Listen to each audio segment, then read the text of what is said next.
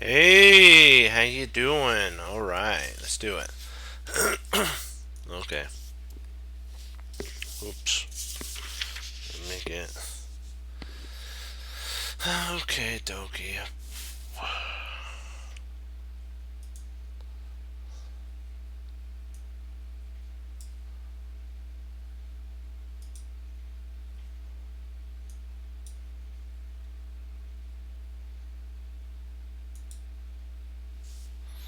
This is the game between.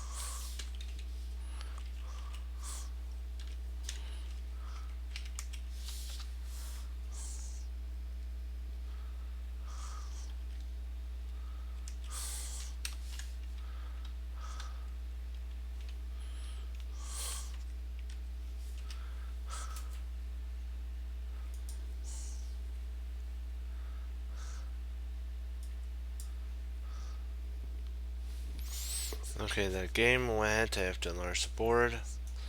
E4, C6, D4, D5, E takes, C takes, and then C4. Isolated pawn.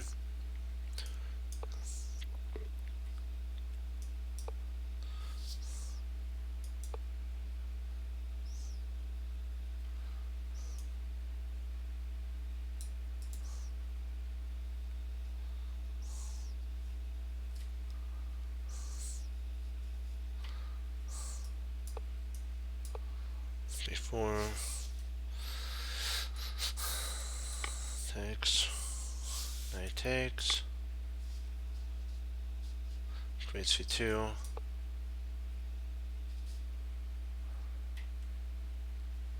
Knight C6. Bishop D3. Bishop E7.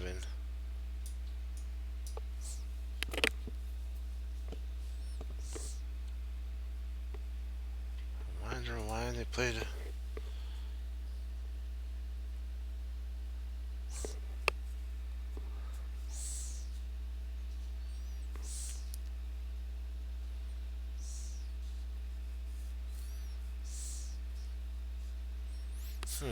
That's an odd move.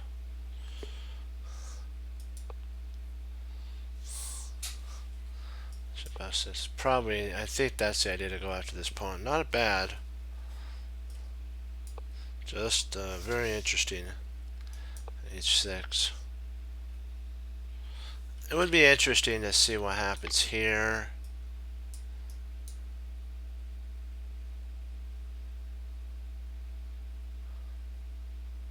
Hey, how you doing? Oh.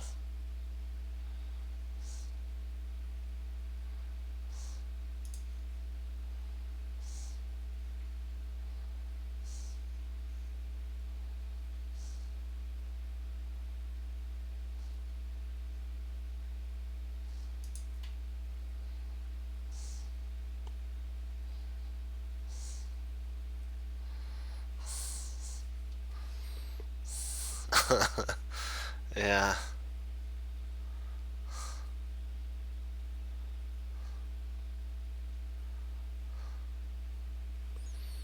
That's funny.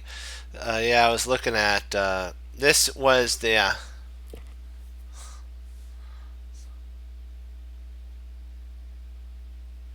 yeah. But the whole idea, I think the reason why this wasn't played is because, let me see, does it have, it may have something to, no, it wouldn't be that, would it? No, no. What am I missing here? Oh, I think it's pawn takes. Oh, it's queen. Oh, that's why. Okay. Okay. Queen checks. All right, that makes sense. That's why that wasn't played. Okay, I knew there was something. There's always a drawback when you take here, you take there. You can't take back because of check, bishop there, and then okay, gotcha. Interesting. You have to always look at these alternate moves. There's reasons why things were played, and a lot of players go into theory at that point. They do theoretical moves, and if you know your theory, you should be okay.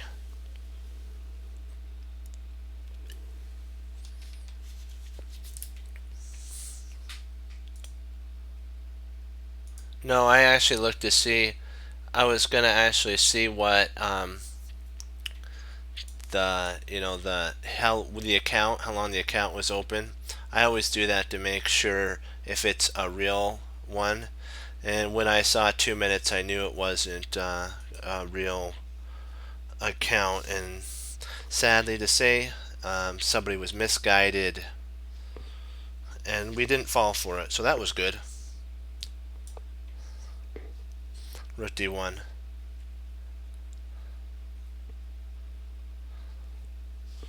Yeah, I would not have done that. No, no, no.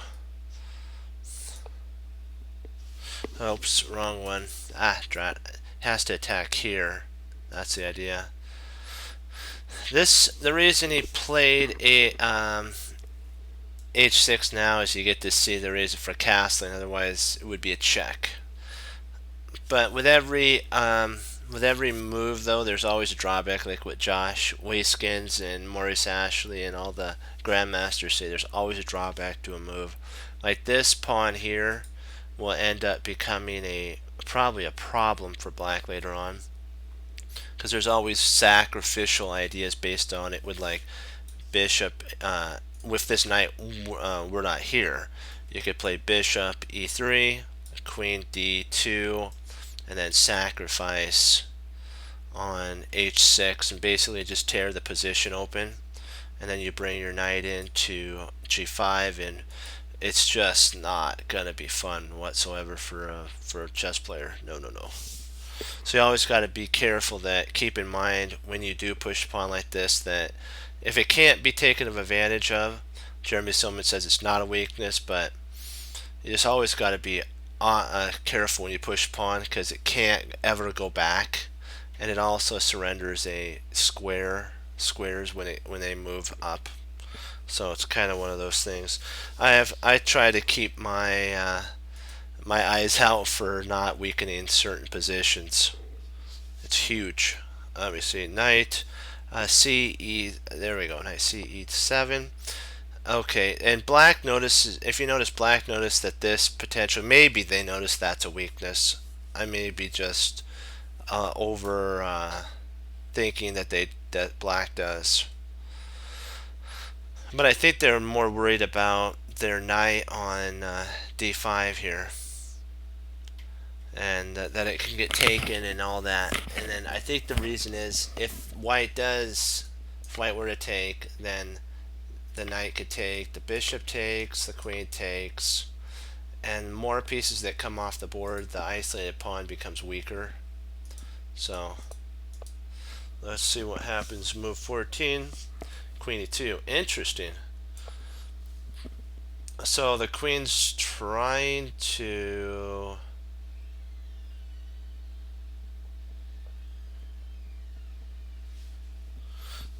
I think the queen's trying to maybe infiltrate into the king side via maybe knight f5 and queen there, and then the threat of a takes actually would happen, because the king would be pinned at that point.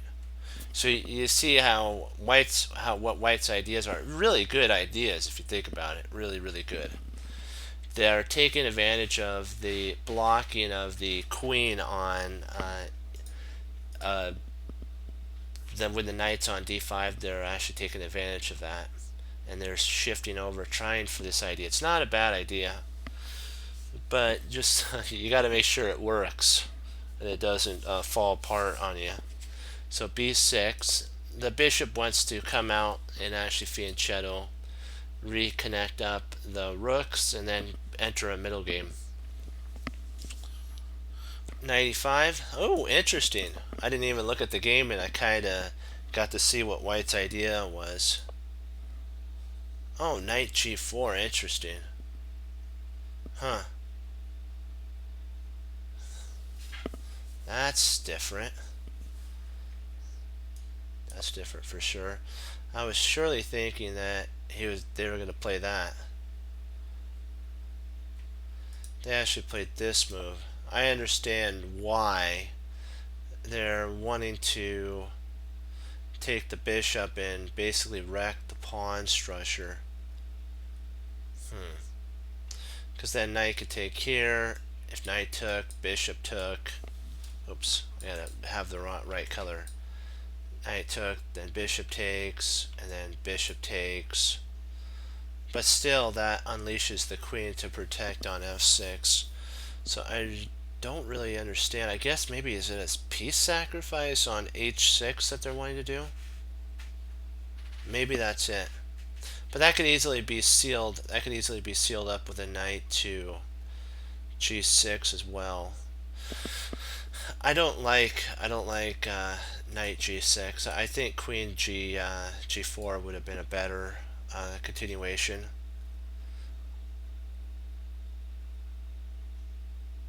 I know that there's this threat here. I understand that there's this threat here, and takes, and you still have bishop takes, bishop takes. This is no longer. This reminds me of a game that Josh actually played against a master. I was going over one of his games. It was called Using the Pinned Piece. It was one of his games was based on the isolated pawn. He loved to play the isolated pawn. I played with the isolated pawn, and so that was kind of what lesson I was going over today. And I'm just thinking white has to be better, and if the bishop takes, then queen takes, and this is actually not bad. There's no in routes for any rooks to get into.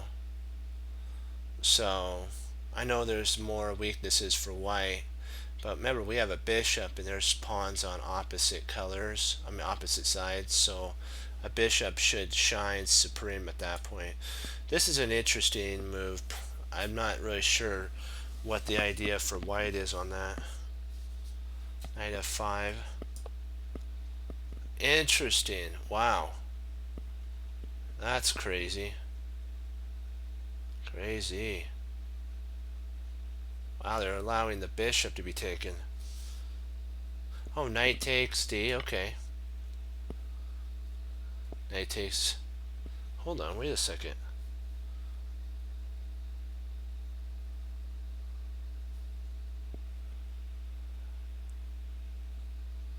That something went awry here.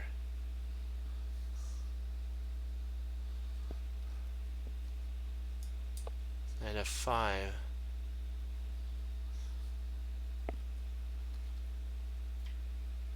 It says knight takes f5. Oh, it must be bishop takes f5. Bishop takes d5. And then e takes d5.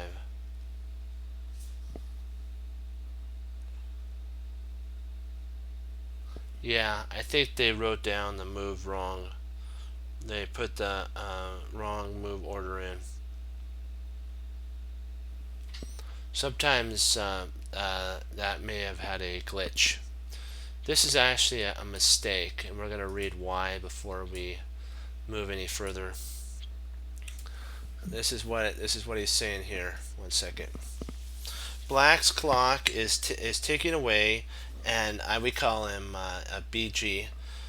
It's actually these two players were on ICC Chess, and white was called the player's username was Indiana Jones, and black I don't know why they name it this, but I don't agree with it, is girl brain, basically, girl brain.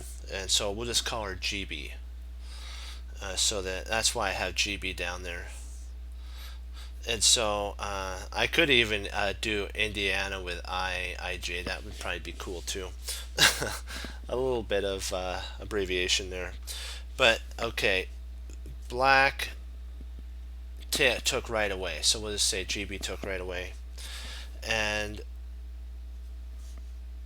who has the master strength in basically this game has to make a decision. Should she recapture on d5 with the pawn or the queen?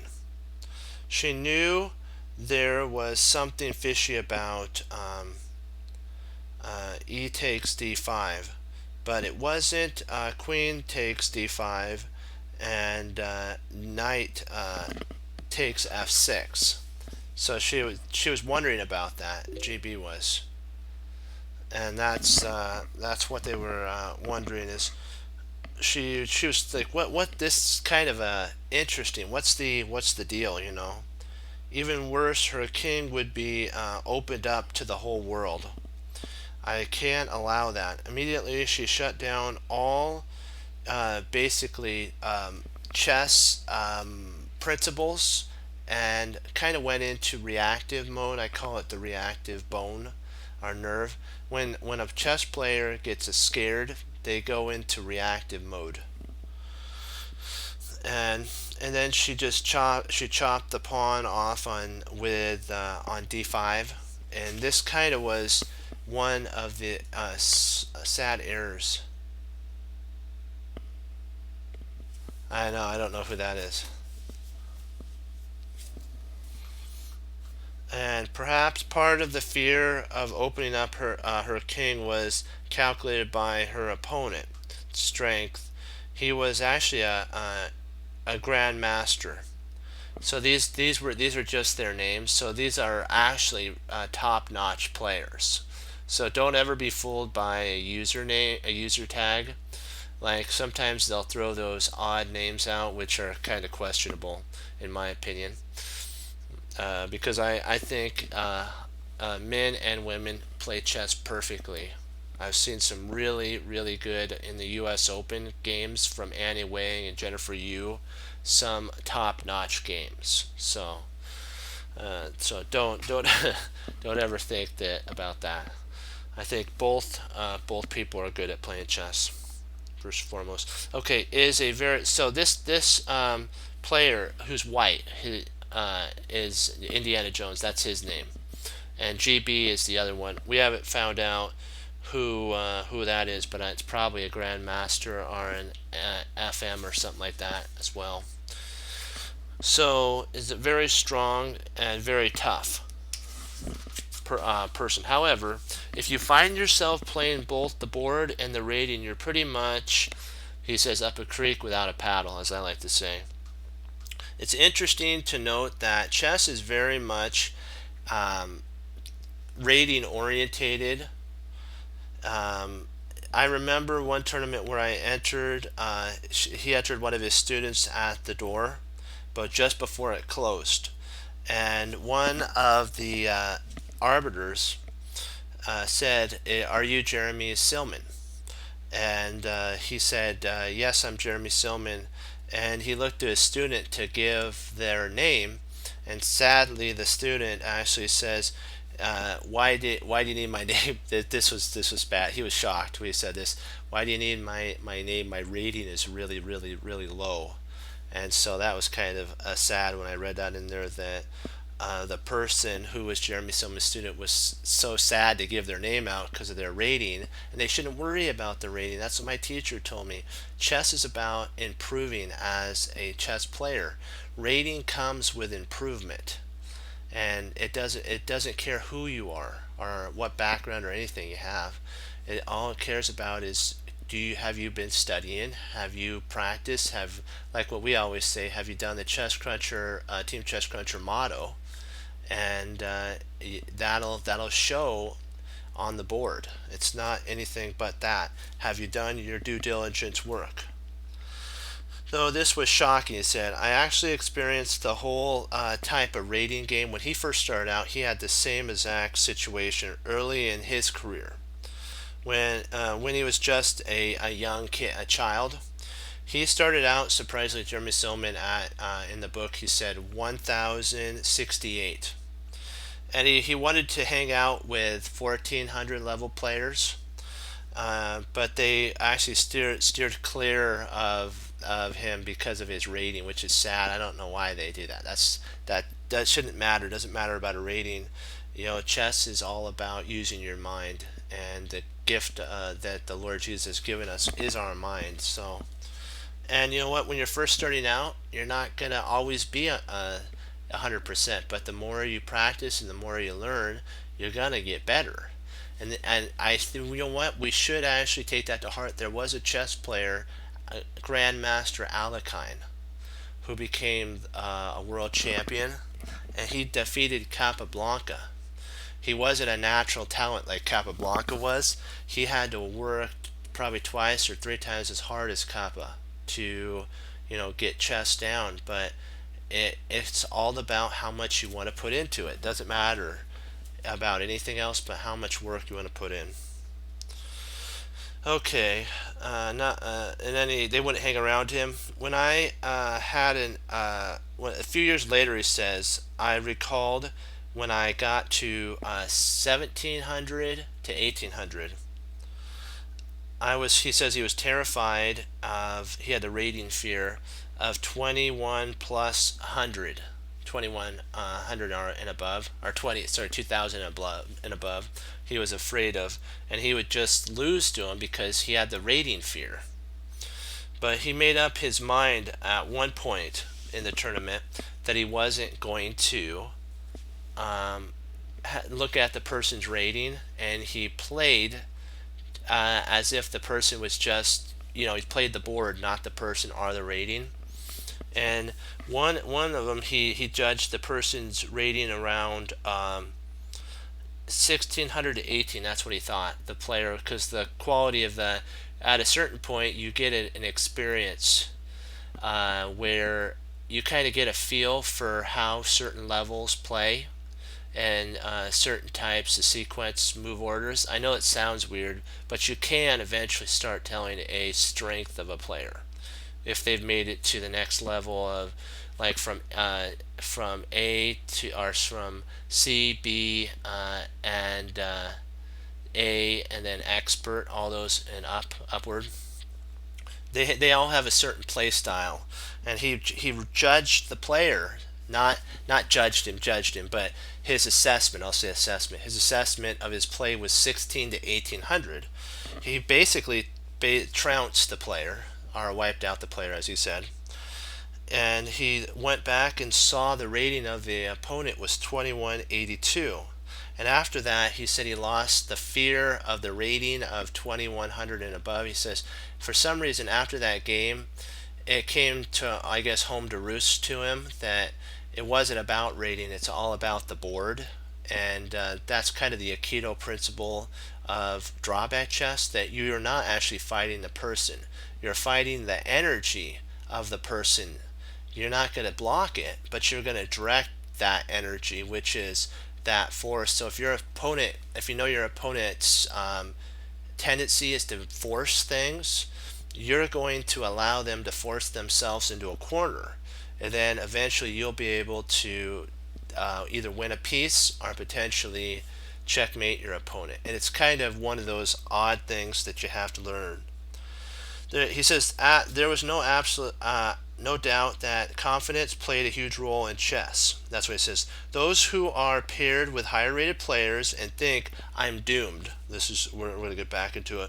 We will find that the evidence that follows will be quick and basically painful. So basically what he's saying, the evidence of the board game, our chess board, will show that even though the player that may be, let's say, 1600 and his opponent's, or her opponent is 1900, could be that for all rights they could have a winning position, but because they have the rating fear, oh, my opponent is 1900, and let's say they hang a piece, rather than take a piece. We studied yesterday where Josh Waiskins was in a really strong world tournament, and Banco and Jeremy Silman were up on the balcony basically watching, and there was a move that was played that was Queen F2.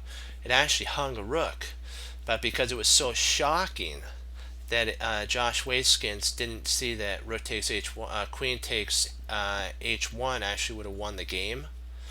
And that happens when, if you let yourself get into the panic or fear mode, you'll actually start seeing ghosts, and you'll think to yourself, why basically you'll say, I didn't see that move. And then I always when I'm playing, I always think of this: if I didn't see it, there's a reason that I didn't see it. There has to be something wrong with it.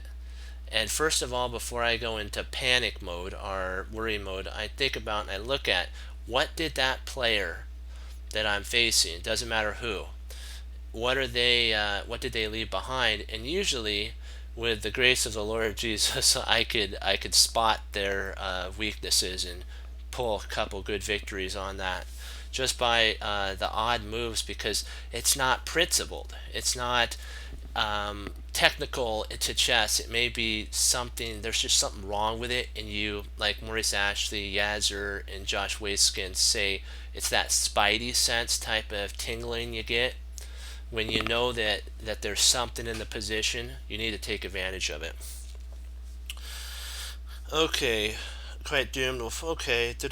On the other hand, the players who reveal the pairings against higher rated opponents and honestly feel he will basically be defeated usually does get defeated, and the walls of their confidence, he says, just comes crumbling down, even though they have probably studied more than their opponent, excuse me, and they have every bit as much talent. They just have that rating fear that just will not leave that player's mind, and it causes them to miss combinations that would probably win. I've seen many games of youngsters that are up and coming that have that rating fear, and they have a one position, all of a sudden it goes. I watch on sometimes Chess 24.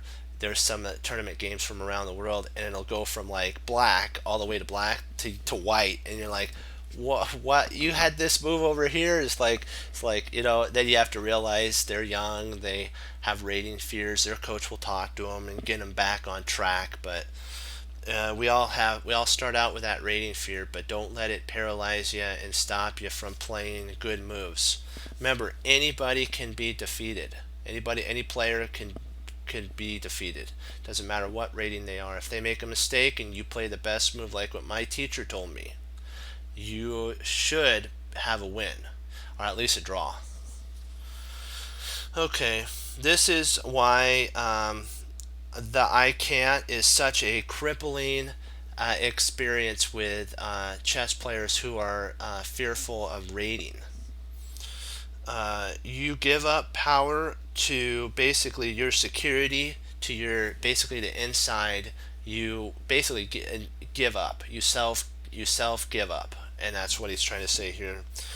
And basically you have but I gotta say, some of the underdogs that don't allow that rating problem, I've seen some really good games from 1700 levels. They defeated a 2000. Sometimes there's game stoppers, and the underdog had put more time in, and then they get to show truly their style or their class for all the time they put in.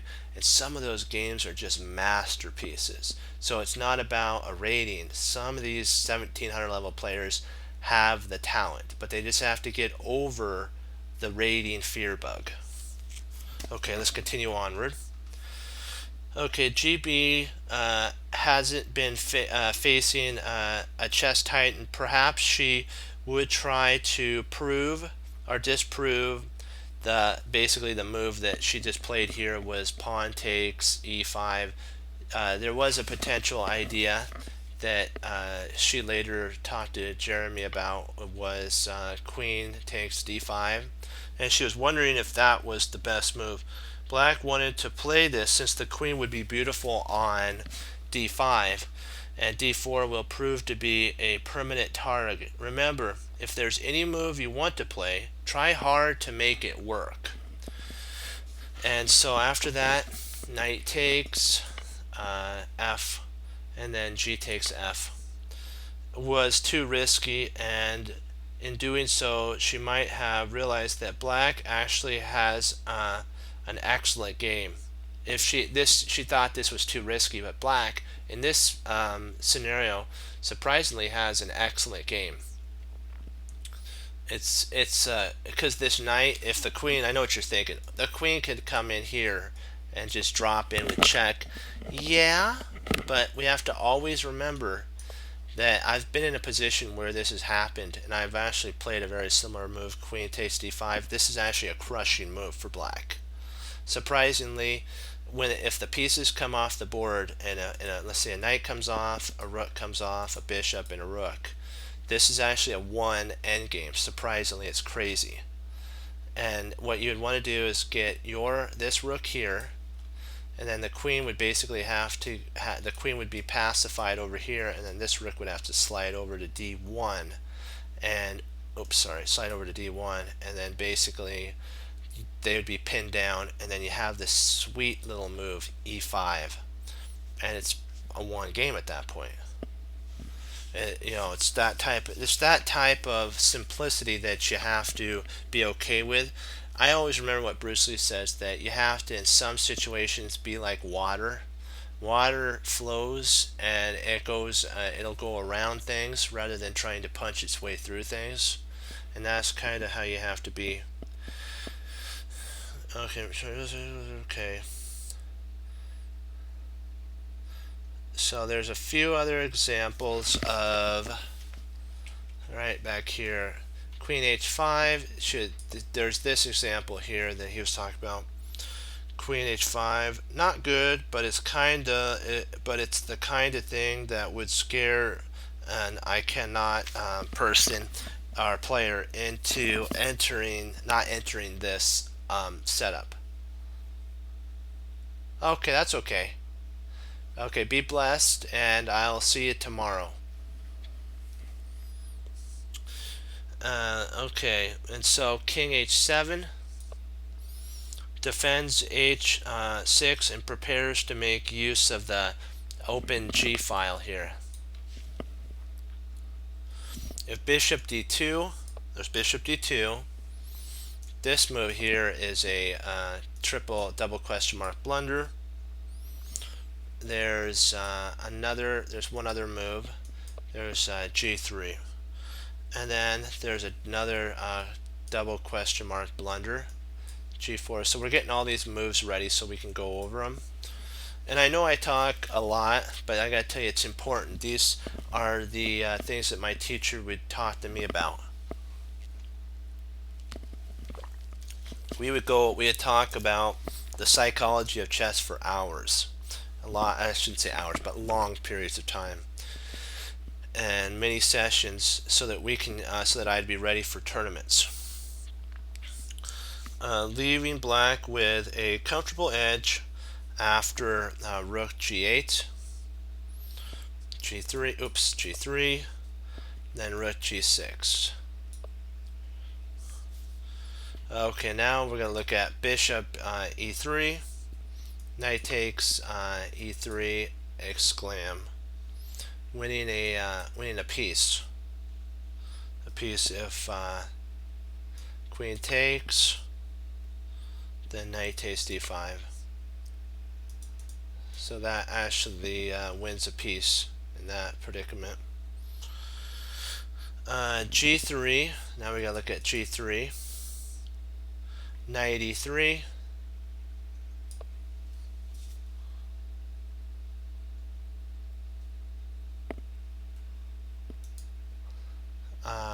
Even rook a d8 was even stronger.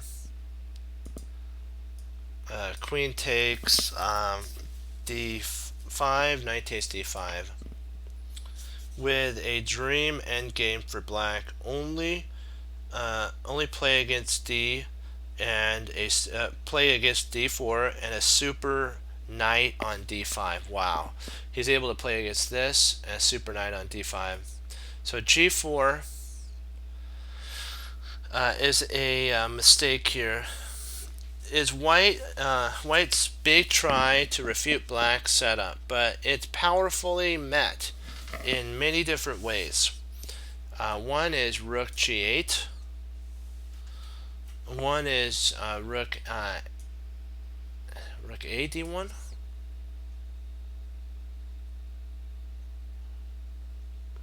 Oh, queen f3 is an interesting continuation. Rook a d1 is interesting. A d8, I think that's right. Is also strong. But you're probably thinking, whoa, doesn't that hang a piece? Not really. If you take here, check. If the king moves, what you have is check. The king moves there. You can actually come back here and check. The bishop's here. You can actually come check. It comes there. There's, I'm thinking, takes, becomes there, that, then check. I'm thinking we run out of check, so let me see.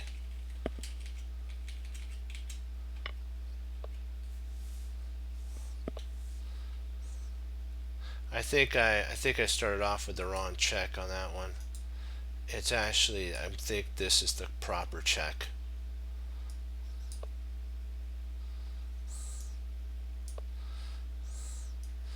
And then now that's the right move sequence.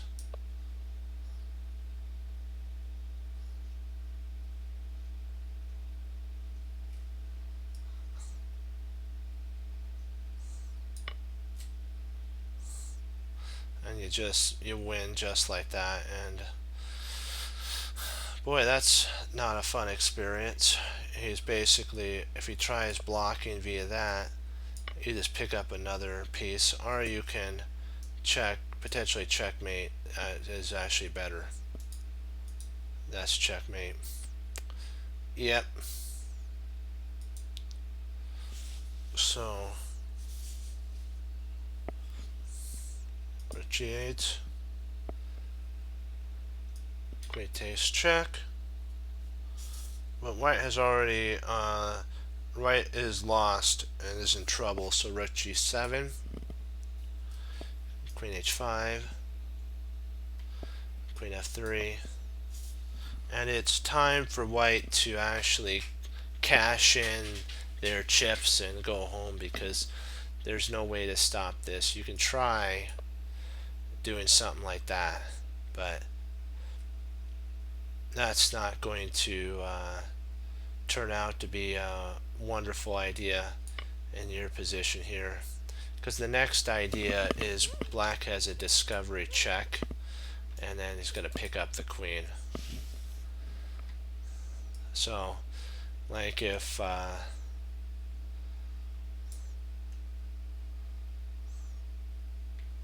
we'll say king over here, then that happens, king up.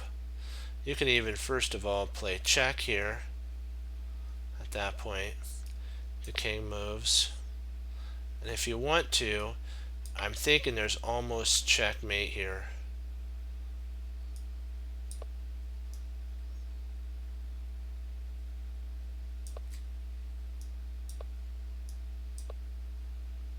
Oops, sorry, that's not check. Uh-oh, what did I do wrong?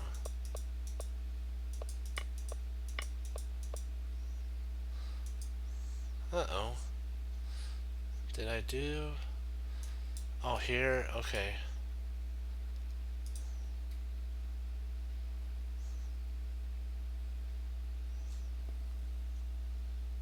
So rook g2.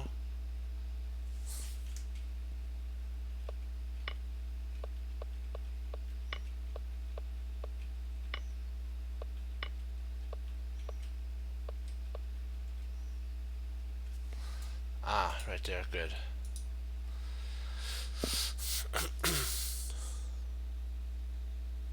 Check. Check. Checkmate. And so you even have a final blow like that.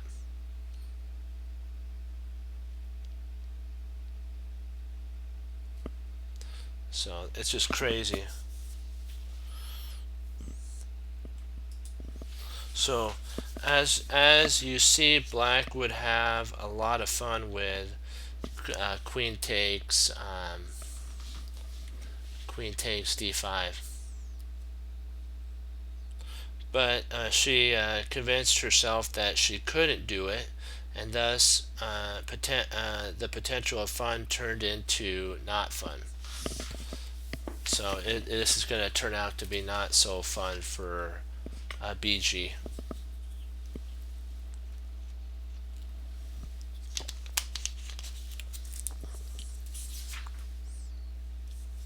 Or sorry, GB. Queen f3.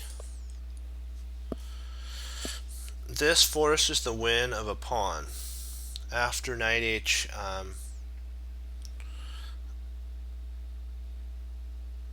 after knight h5, queen takes f5, takes, and then queen takes, and that would, though black will be lucky to be able to claim some compensation for it, nevertheless, black, who doesn't intend to lose material and had lost all confidence in herself, that's what he said, completely fell apart and lost quickly. That's sad. In general, an I can't moment is rarely based on profound consideration. You glance at a position logically. Emotions take over, and then in our mind, the voice that says, I cannot, basically reverbs in our mind.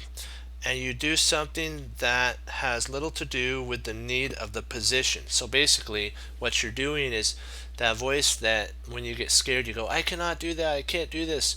You play a move that doesn't go to the position at hand. Okay. This happens all the time, and only cure is to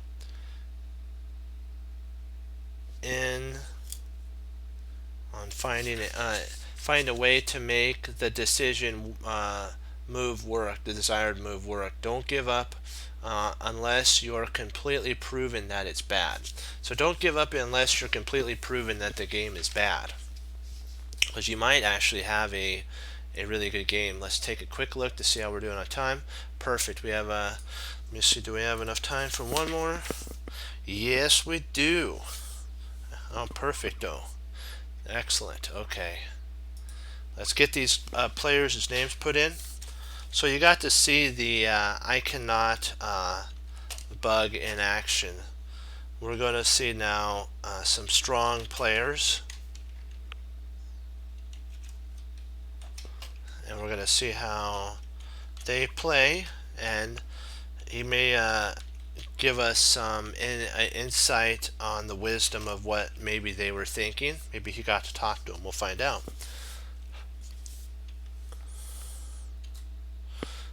Okay. Let's do it to it. Knight f3, d5, knight d4, knight f6, c4, knight c6, so Slav, some sort of a Slav defense. Knight c3, d takes c, a4. That stops black from playing b4. Bishop f5, knight e5, e6,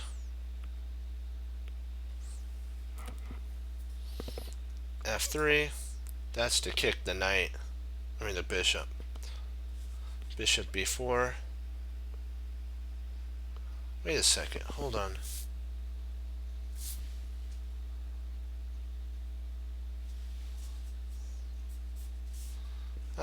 my bad here. Bishop b4. What did I? Hold on, give me a sec, team. I apologize, just 1 second.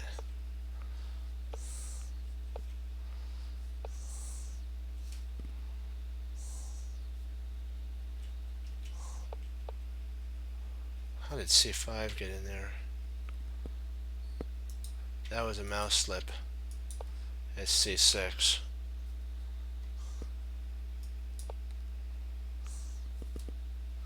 D takes c. a4. Bishop f5. 95. e6. f3.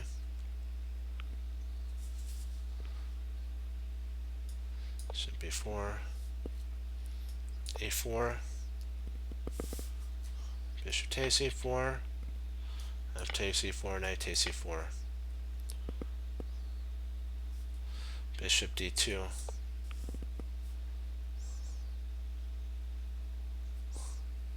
Queen takes d4.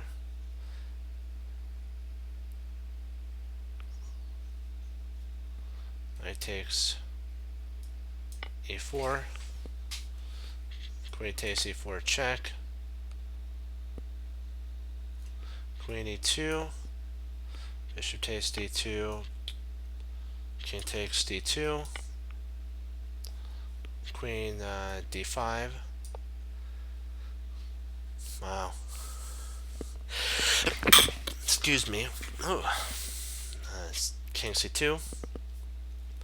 Knight a6, and the knight's trying to come into b5 or b4. Check. Knight takes c.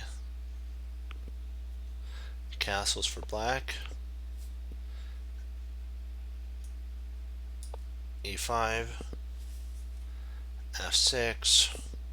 Queen takes. C takes. Knight e5. Going after the pawn.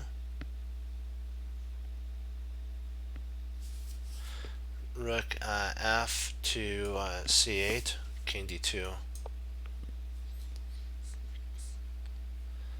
c5. Rook a3. And then b6. Knight b3. Knight e4. Check. King e3. It's incredible, these type of moves.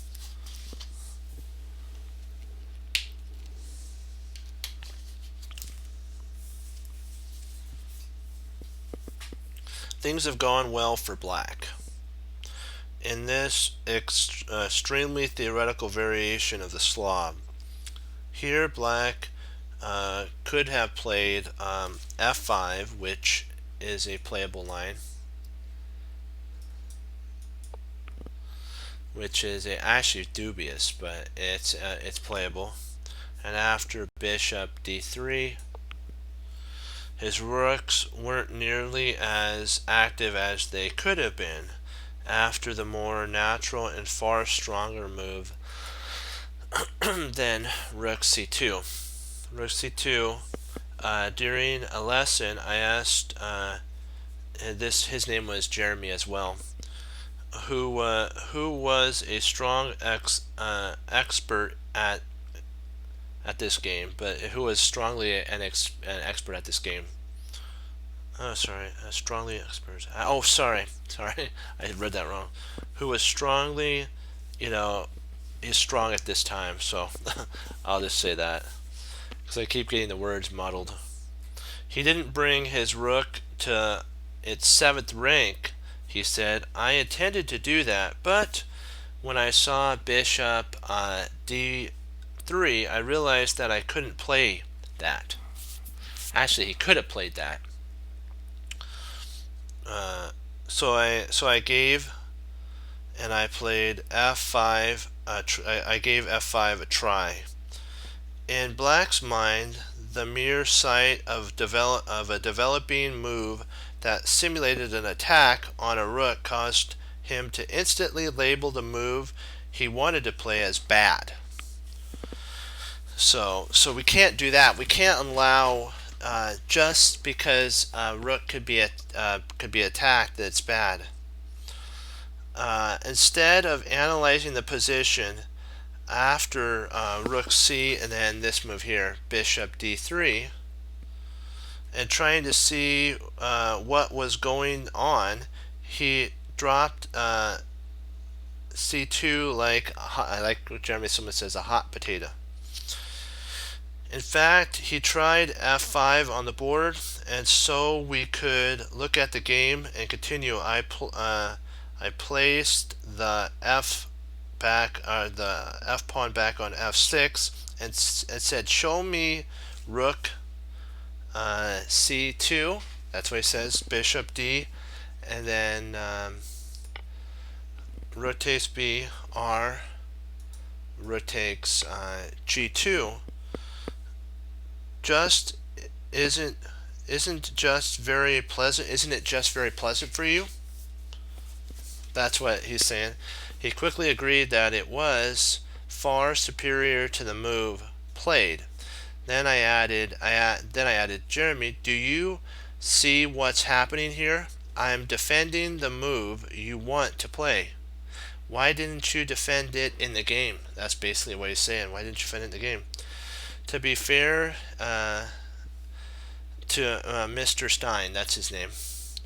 Everyone of every rating falls victim to thoughts like I cannot, I have to. The difference is, though, grandmasters occasionally cave in to its influence.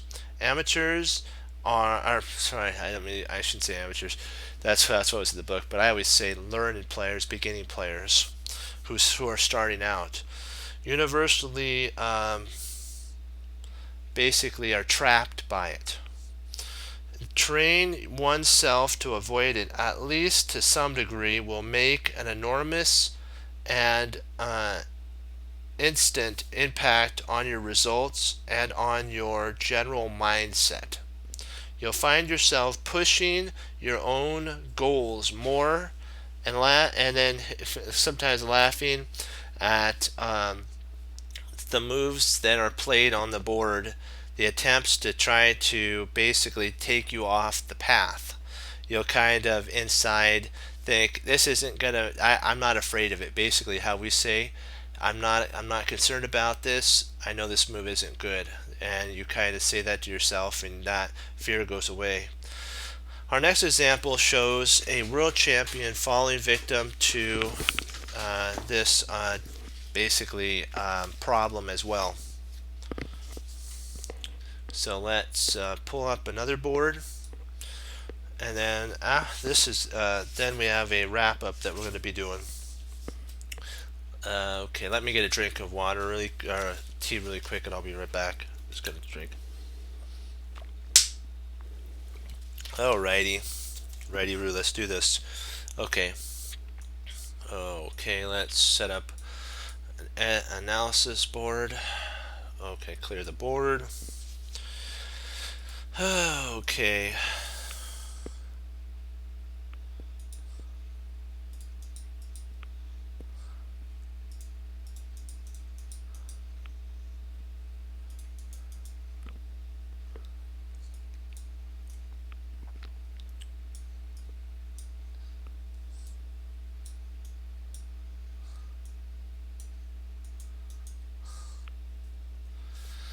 Okay, dokie, let me see here. Got it.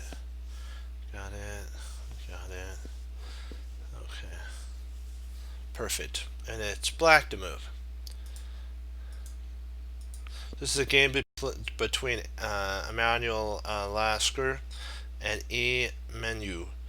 This is Nottingham, 1936, and we're going to be going over that.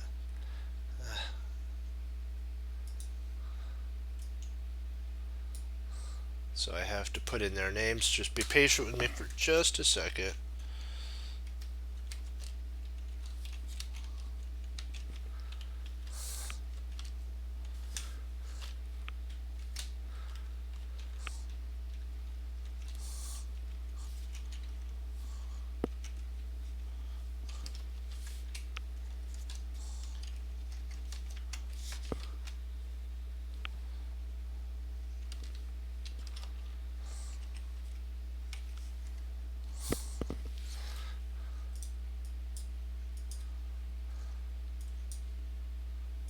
sure, perfect.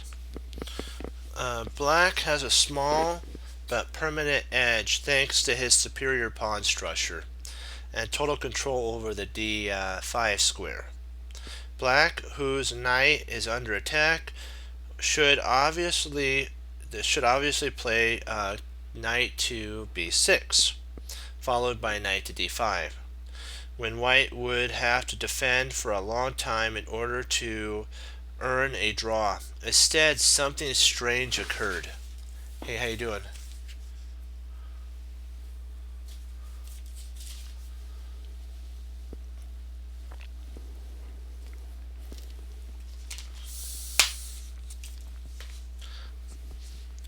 Black played the strange move a5, bishop a5, which is actually a complete blunder.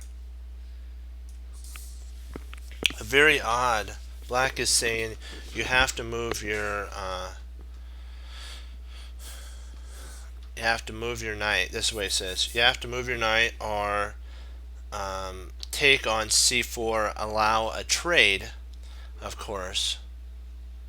Nah, it's okay. We're studying right now. We just do some studies for right now, getting better. We're going over Jeremy Silman's How to Reassess Your Chess. You're more than welcome to stay on and view as well.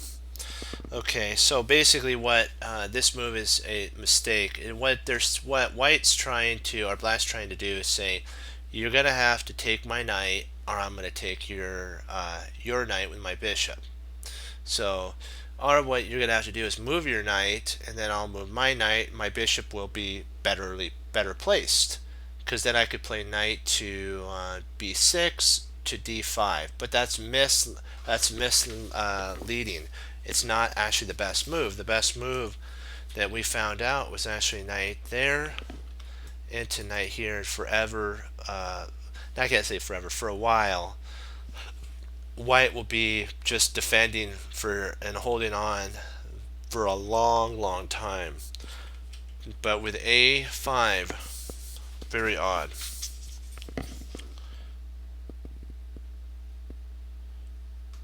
He says, of course, if you have the I can't problem, yes, it is possible that white does indeed have to move it, though it wouldn't bother him if he did. But when you have a knight hanging out to dry, white's itching to play king takes c3. You better be sure you have to is 100% accurate. So you got to be 100% sure on this one. And the interesting thing that was played by Emanuel Lasker was the brilliant move b4. This is an amazing move. Emanuel must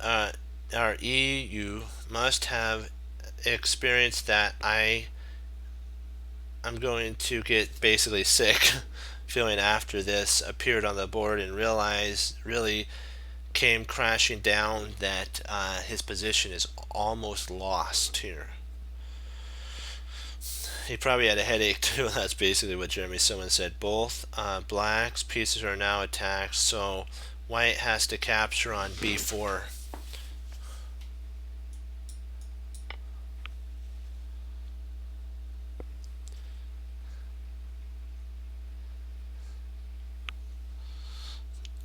And then knight to c2. The point by sacrificing the b pawn was to lure white's bishop to b4, where it would be in striking range of the knight after knight c2.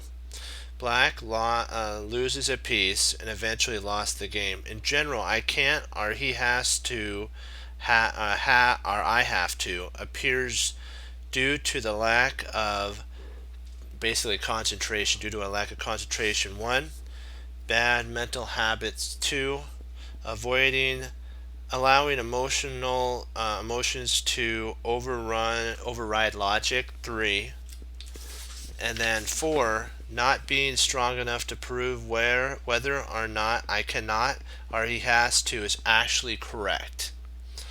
We all run into situations that are above our situations that are above our level. So if you get in a position that you don't know what to do, that's common. So don't feel bad.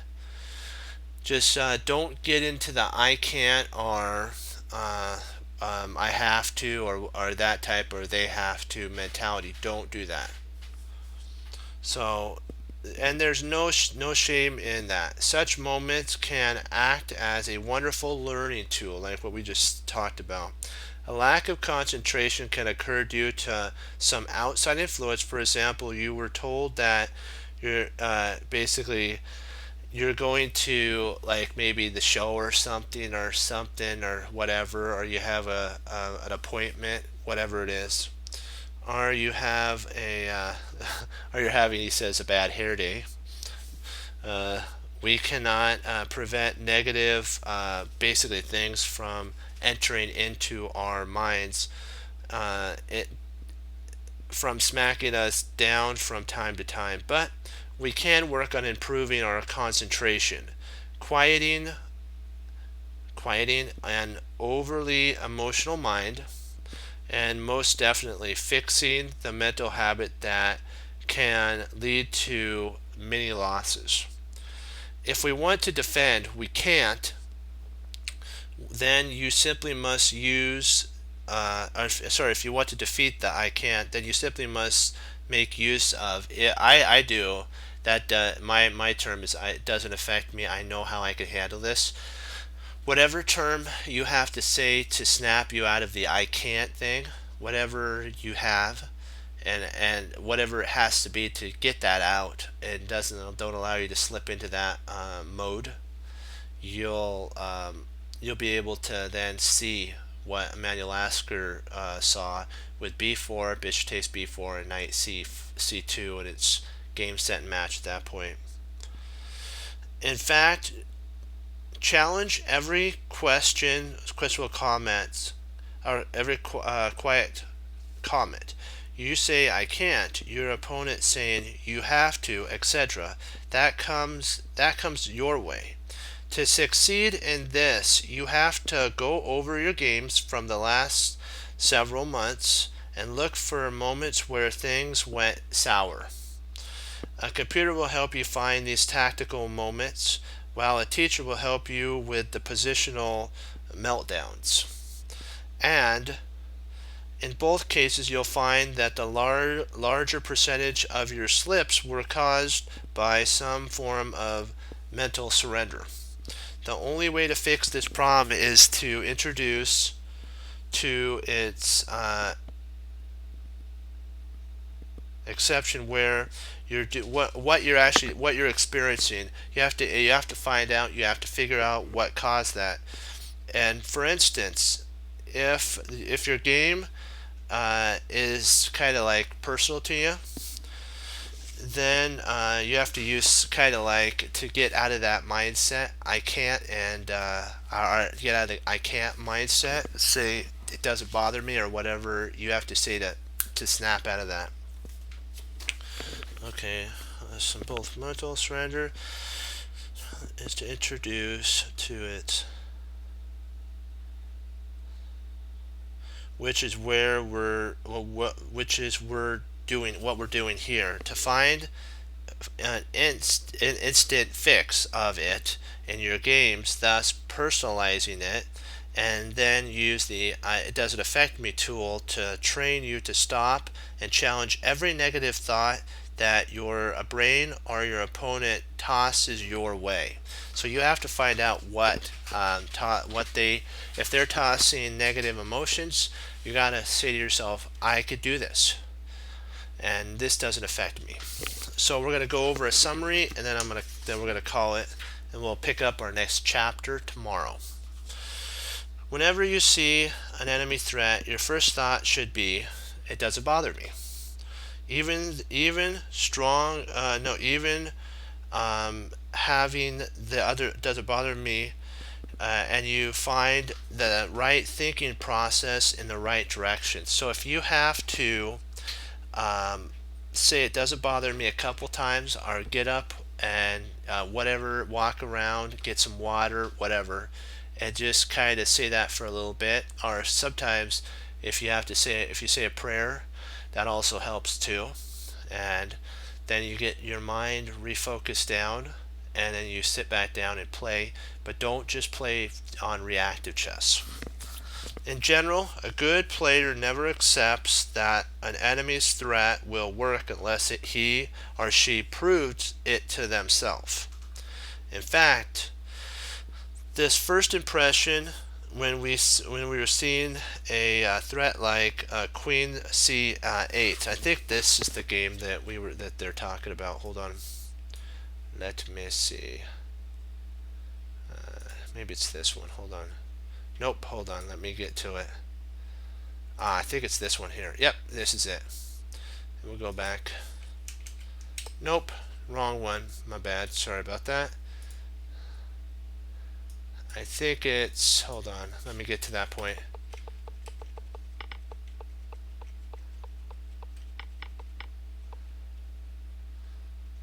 Maybe, did I, hold on, just give me a second. I'm just trying to figure out. Oh, here we go. Okay, we got it. This is it. This is what we're talking about. See, the C8 is to break out and say, really, this move here supposed to bother me? Because remember we talked about this. And then say, I don't have to react to it. I am going to play, remember we said A4, which stops B5 from being played. And you actually come up a piece after this move here. We could do that. That's a move.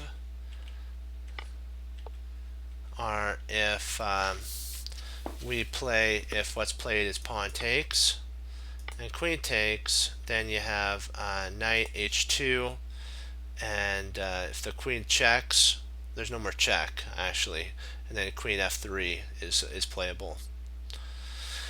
And that's kind of one of the ideas. Our third one is if you prevent a false threat, if you are prevented a false threat, you are in many cases actually stopping your opponent from losing their game.